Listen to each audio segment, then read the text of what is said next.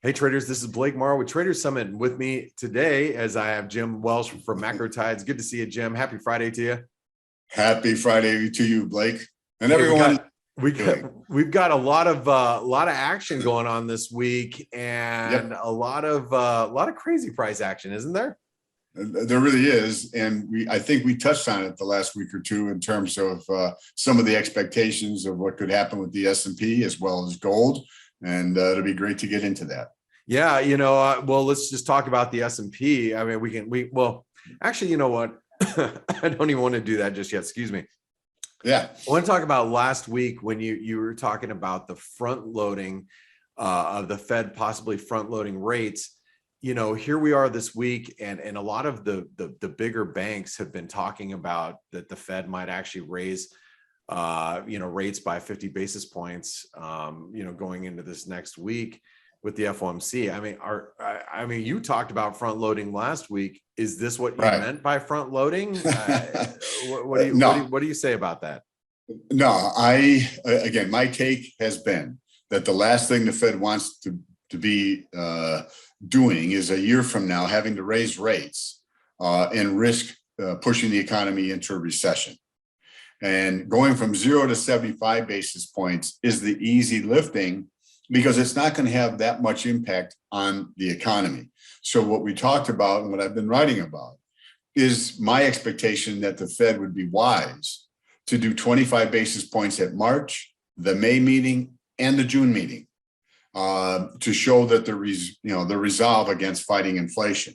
The idea of doing 50 basis points, Blake, I think almost would convey, gee, the Fed may be panicking about this, that this is worse than we all thought. So I don't think they will go 50 basis points at any time. I think they'd be better served going 25, 25, 25 at 3 consecutive meetings. And so that remains my expectation. Okay, but then just to add on to what you're saying here, then in the event that the Fed actually did raise rates by, which is obviously a possibility, if they did raise rates by a half a basis point, it would obviously really catch the market off guard and wrong-footed. Do you think? Yeah, absolutely. There'd be definitely a knee-jerk reaction. And again, I don't think that would serve the Fed's purposes. Yeah. One thing that is going to come, okay, so they meet next Wednesday. One surprise that could come out of that meeting is that they end the taper immediately, okay?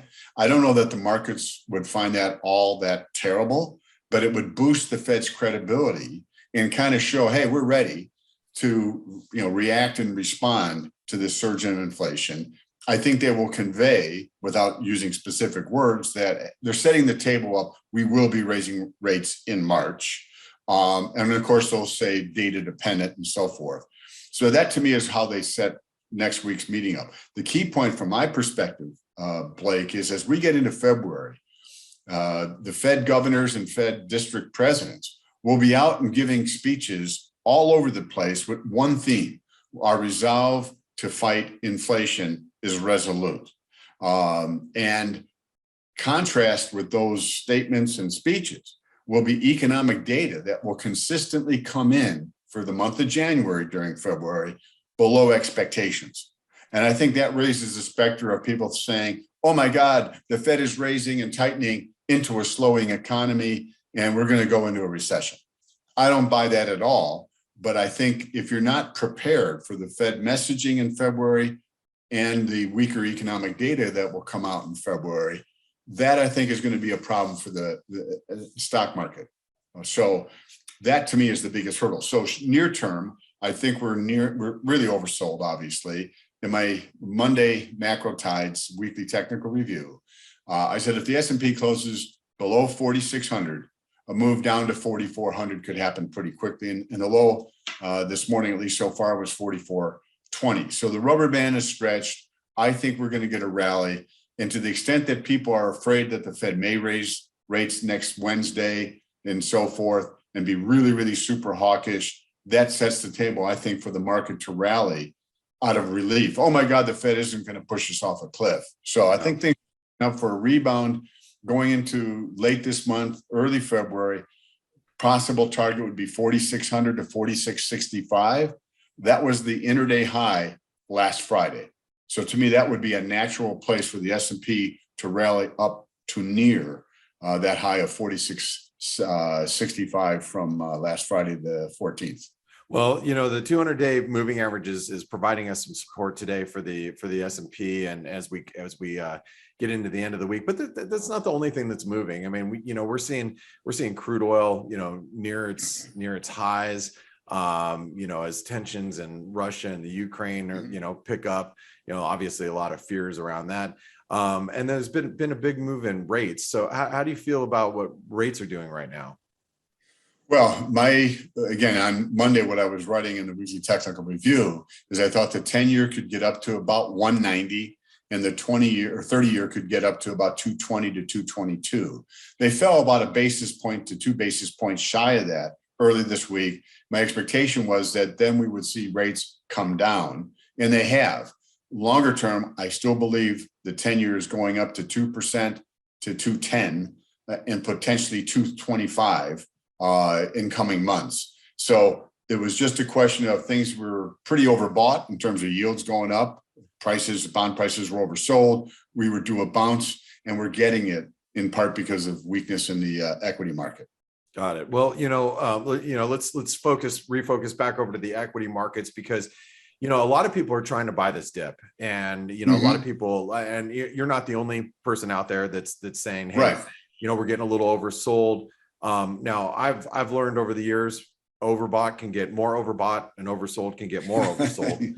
That's obviously, but as you pointed out, the rubber band is stretched. And I always used to use the rubber band theory 20 years ago, when I would sit in front of a group of traders and I would actually, in the mornings before doing a presentation in front of 50 or 100 traders, I would take from the newspaper that I got at the Hilton or whatever. Sure. I would wrap the rubber band between my fingers, and in front of the group, I'd say, markets are like rubber bands. You pull them and the tension gets too hard or too tight, they snap back. So that's what we're seeing here in equities, right? Yeah. And again, my take is, Blake, that I think, as I just said, we get a bounce. That's a bounce to be sold. And then I think we see a dip that takes the S&P down to near 4,300. And here's one of the big issues. Tech stocks have been, they're overweighted in the majority of institutional portfolios. Sure. It's paid very well in recent years. Now I think they finally see a reason why they should reduce their overweight position to a neutral weight position, because they see that the Fed is going to be raising rates for a period of time. Treasury yields are going to go up. All that compresses PE ratios. And guess what? Sooner or later, are we going to see the economy slow a little bit? Yes. So to me, that's what we're seeing, I think, is institutional selling, bringing their overweight position down to a more neutral position. And if you look at the way the market's traded this week, where rally early in the morning gets sold into, rally in the early morning gets sold into, I think there's more of that to come after we get an oversold bounce. I think there's another leg down. So this bounce is it's for traders and for people who are more conservative. I think if the S&P gets north of 4,600, you probably want to look to lighten up. And then for aggressive traders, as I said, if we get up near 4,650 to 60, that to me would be a place to look to go short. So, okay, well, the stock market is obviously not the economy, and that's one thing I try to remind myself all the time. But you did bring a chart of the S&P, so let's go ahead and bring up that chart of the S&P so everybody can see what you're looking at here, and maybe you can explain to us the way you're viewing the S&P at this point. Well, that red trend line that goes back, I think, to November of last year, 2020. You can see contained all the pullbacks in the S&P. And to me, breaking that trend line was significant. Getting below 4,600 was significant because the S&P had bottomed just above 4,600 on a number of occasions. So you get the breaks of two very important trend lines that leads to more weakness. The blue trend line is where it comes in just around 4,300. The bottom panel shows an indicator that I use, which is actually an MACD on the RSI of the S&P. And we can see it is really oversold, comparable to where it was in early December and obviously late September and October of last year. So again, those are the conditions I think that allow the S&P to have a snapback rally. Two things that could motor it. Again, if the markets respond favorably to whatever the Fed says, like, oh, it wasn't as bad as we thought. Secondly, COVID, the Omicron variant is going to peak around the country within the next week to 10 days. And that, I think, also provides a sense of relief that will help the market rally. But again, my expectation is after this upcoming rally is over, I think there's another leg down that could make a run at that 4,300 level, and then reassess if and when that happens. All right. Well, it's good to get your view here, and I love the fact that you always marry the technicals with the backdrop of the macro backdrop, the technical view as well. So Jim, I love your work, and if I'm a trader at home, I'm trying to figure out how the heck do I follow what you do? Tell us how I figure that out. Well, obviously, listen to these YouTube videos that you guys do a great job producing, like every single week. Go to macrotides.com.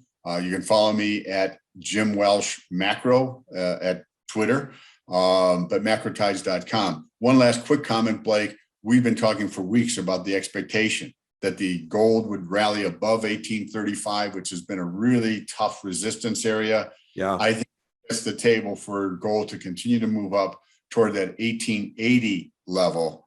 And ultimately, I think there's a shot at the 1900 to 1920 level before this rally is complete. Okay, well, if I'm a bull, then if I'm a gold bull, what levels need to be held for me to stay bullish? I would say 1815 to 1820.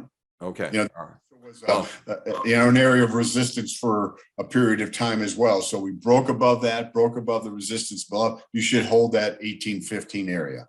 All right. Well, that's good to know, Jim. And guys and gals, if you like what Jim does, make sure you're giving him a thumbs up on this YouTube video. Make sure you subscribe to our channel down below so you don't miss any of his great content, and click, his profile down below, and it'll take you right over to Macro Tides. Jim, I want to thank you so much for spending your time with us every Friday and updating all of us traders. Have a great weekend, and we'll see you next Friday. Thanks so much, Blake. You do the same. Take care. Bye-bye. Hey traders, Blake Morrow here. Thanks for stopping by our YouTube channel. Don't forget to like, share, and subscribe to our channel. Also click the bell notifications so you do not miss any of our market-related trading analysis from some of the leading industry experts.